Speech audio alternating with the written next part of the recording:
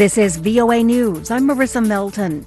Two U.S. lawmakers say Ukraine has broadened a request for controversial cluster bombs from the United States to include a weapon that it wants to use to drop anti-armor bomblets on Russian forces from drones. Representatives Jason Crow and Adam Smith, both of whom serve on the House of Representatives Armed Services Committee, made the statement on Tuesday. Kyiv has urged members of Congress to press the White House to approve sending the weapons, but it is by no means certain that the Biden administration will sign off on the plan.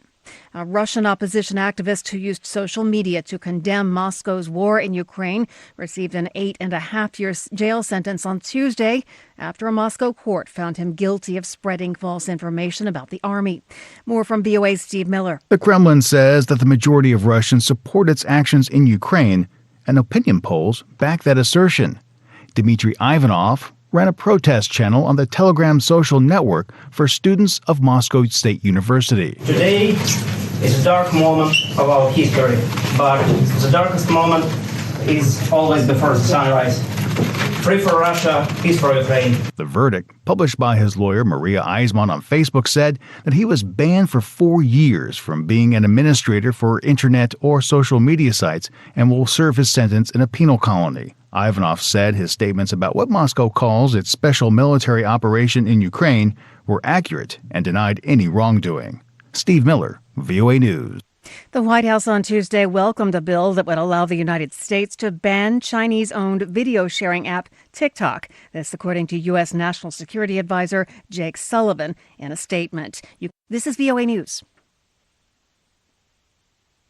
The International Labor Organization said Tuesday that female employment levels in Afghanistan had fallen steeply since the Taliban took over the war-ravaged country. The ILO, in a new report, found that Taliban curbs on women's activities and their ability to work had contributed to the decline. The Taliban reclaimed power in August 2021 as the United States and NATO troops withdrew from Afghanistan after 2 decades of war. The de facto leaders have since implemented a strict interpretation of Islamic law, or Sharia, barring most Afghan women from workplaces and banning female education beyond grade 6 in the impoverished country.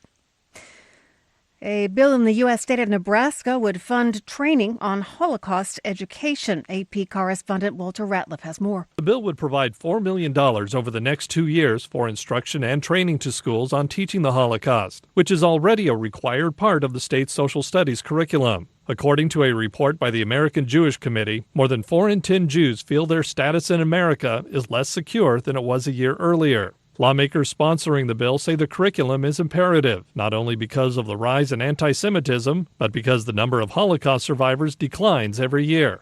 I'm Walter Ratliff.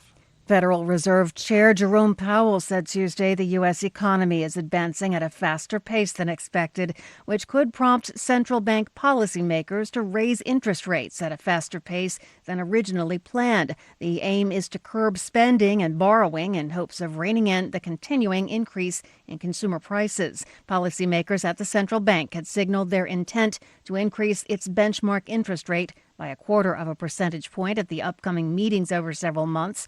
But Powell told the Senate Banking Committee that may not be enough to curb the U.S. inflation rate, which rose 6.4% over the past 12 months ending in January. That's about 3 times the 2% pace that the Fed considers acceptable.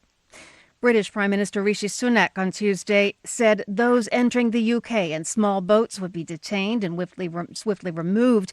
The new legislation will mean anyone who arrives this way will be prevented from claiming asylum and deported either back to their homeland or to so-called safe third countries. Sunak has made stopping boat arrivals one of his 5 key priorities after the number of migrants arriving on the south coast of England soared to more than 45,000 last year. The UN Refugee Agency said it was profoundly concerned by the proposals, which it said would deny people the right to asylum, no matter how genuine and compelling individual cases may be. And the State Department says it's providing assistance to families of 4 Americans who were kidnapped on Friday in Mexico. Marissa Melton, VOA News. Please subscribe, like, or comment. Thank you.